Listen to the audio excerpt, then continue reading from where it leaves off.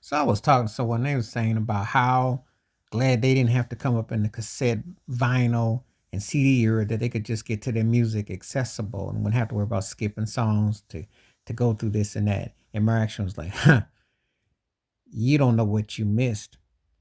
We used to actually buy records. We used to care about records. We used to have discussions about records. We used to digest. It was like a full course meal. It was beginning, start, and ending. We actually used to like really have thesis and composition and sentiments and feelings. We cared about our artists.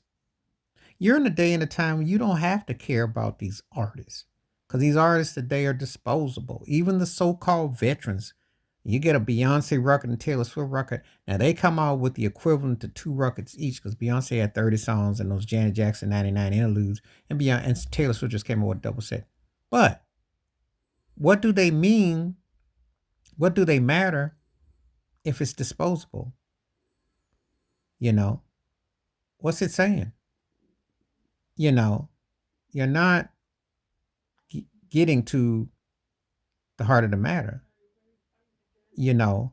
So I'm thinking it's just kind of like I'm like it's a bad joke, you know. It's really is a bad joke. But when you haven't grown up with it, I was so fortunate to come along in an era where vinyl, I'll say 8-track, cassette, I seen all of it. I remember when it was mini disc, seen all that. You wanted to hear songs, you wanted to hear them a certain way. You didn't have to rely on MP3s or streaming and stuff like that. There was a joy to listen to music together. It was like having a family meal. Some relatives that you like, some you don't, but you're still at the same table. That's what music used to mean. This garbage that comes out today, it's like, okay, let's get to dessert and go to bed. And you might give a swivel and you're done with it. It's a big difference. And people who did know about it have no clue. I feel sorry for them because they now were raised on an era that had standards, but also the way you heard the music. You know, and the albums now cost outrageous. If you go to Walmart, you go to some of these stores, they want crazy amount of money. It's not the same.